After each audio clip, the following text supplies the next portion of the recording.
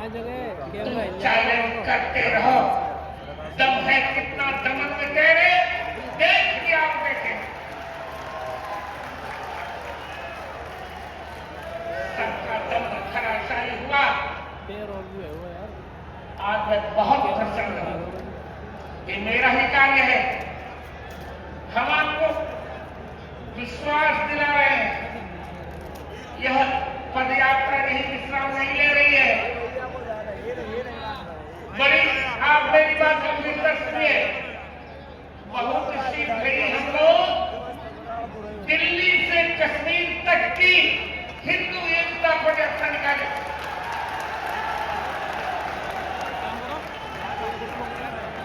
दिल्ली से कश्मीर तक की हिंदू एकता, हिंदू सनातन हिंदू एकता पदयात्रा निकालेगी। उसमें मैं पूरा समय दूंगा, पूरा समय दूंगा। आप जानते हैं मुझको में सोते रहे, काल जन्म ने उनकी छाती में लाल मारा, वे जगह उनकी मात्र से काल जन्म समाप्त हुआ। अब तक हम सो रहे थे, विधर्मी हमारा अवमान करते रहे। अब हिंदू जग गया है।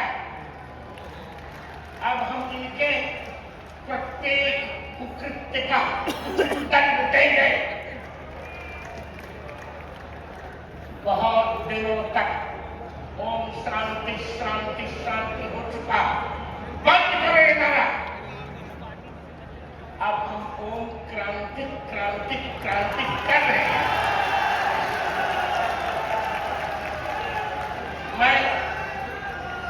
मैं कोई रटा हुआ वक्त नहीं बोलता। जो कहता हूं वो करता भी हूं। अब हम क्रांति करेंगे और इनके प्रत्येक कुकृत्य का दंड देंगे। पर एक बात मुझे कहनी है। अब संत जनों को भी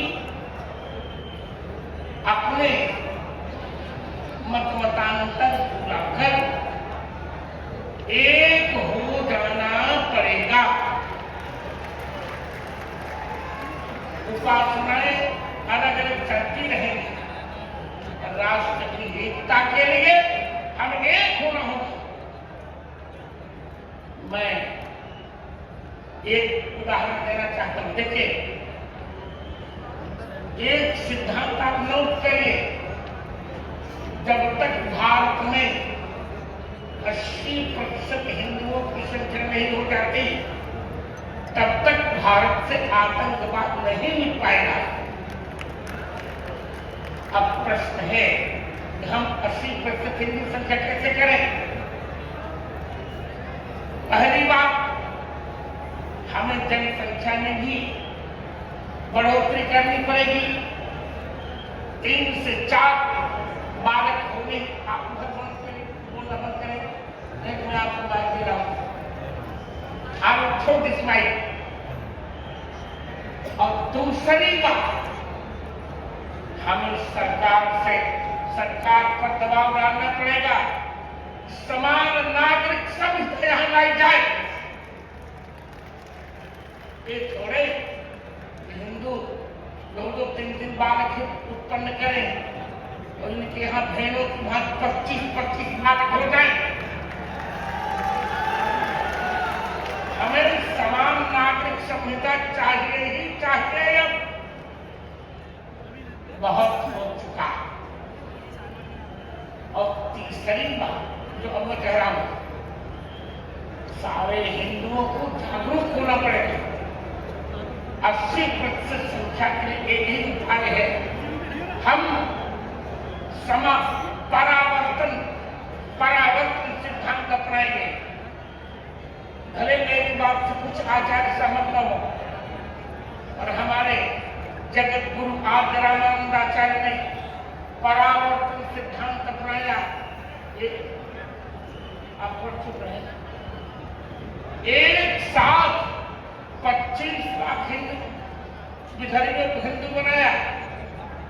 हम आप भाष्यकार होने के नाते, निर्विवाद जगत गुरु रामानंदाचार्य होने के नाते इस मंच से घोषणा करते हैं कि हम अब जो भी हिंदू बनना चाहेगा उसे हिंदू बनाएंगे।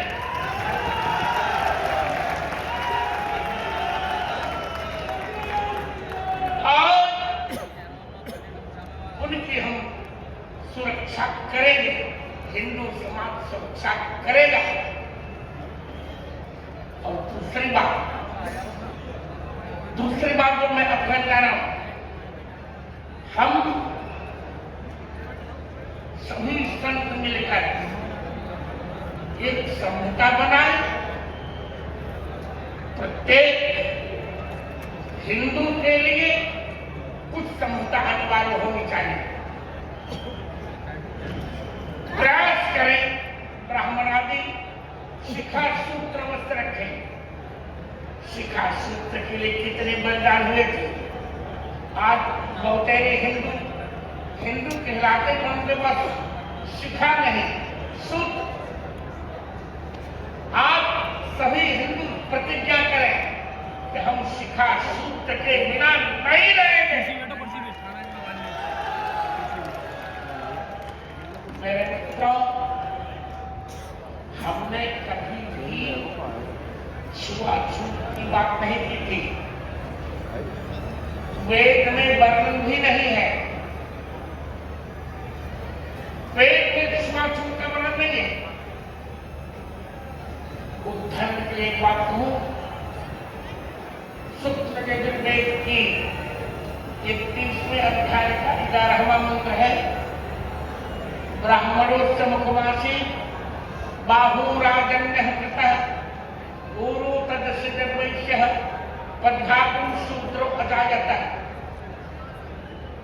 ब्राह्मण परमात्मा के मुख से प्रकट हुआ, क्षत्रिय परमात्मा की भुजाओं से, वैश्य परमात्मा की जंघा से, और शूद्र शब्द कोई आपत्ति चले गए हैं, शूद्र भगवान के चरण से। मैं पूछना चाहता हूं लोगों से, जिन भगवान के चरणों से निकलकर गंगा जी सबसे पवित्र नदी हो गई, उन्हीं भगवान के चरण से निकलकर शूद्र अपवित्र क्यों? ये हमारे बीच के व्याख्याकारों ने अन्याय किया है, हमने नहीं। आप मुझे समझ दीजिए, अब वैदिक हिंदू संस्कृति एक बार पुनर्व्याख्या करनी पड़ेगी। जिनको चिढ़ हो अपने घर में बैठे रहे, हम चिढ़ते नहीं, हम सबको गले से लगाएंगे, सबको ऊपर उठाएंगे। यदि हमारे भगवान राम ने माता शबरी का जूठा फल खाया, जूठा बैल खाया, यदि हमारे भगवान कृष्ण ने विदुर के यहाँ जाकर बथुआ का साग खाया, तो हम भी ये धारणा उन्मूलित करेंगे। प्रत्येक हिंदू के यहाँ हमें जाना है, सबको गले लगाना है। और एक बात और, मैंने कई बार कहा है, भूल कर भी किसी को न छेड़ेंगे हम पहले नहीं छेड़ेंगे, और छेड़ने पर किसी को न छोड़ेंगे हम नहीं। अब हमारे कोष में क्षमा शब्द नहीं रहा, हमें अब क्षमा कोई नहीं सिखाए। हम बार बार कह रहे हैं, हमारे यहाँ जातियां थी और जातिवाद नहीं था, वर्ग थे और वर्ण अहंकार नहीं था। कोई अपवित्र नहीं है। शूद्र अपवित्र कैसे हो गया? यदि गंगा जी अपवित्र नहीं, शूद्र क्यों पवित्र हो गया? शूद्र का अर्थ है शुभ परमात्मा, शूद्र है, जिस पर परमात्मा में द्रवित हो जाते हैं, उसे शूद्र कहते हैं।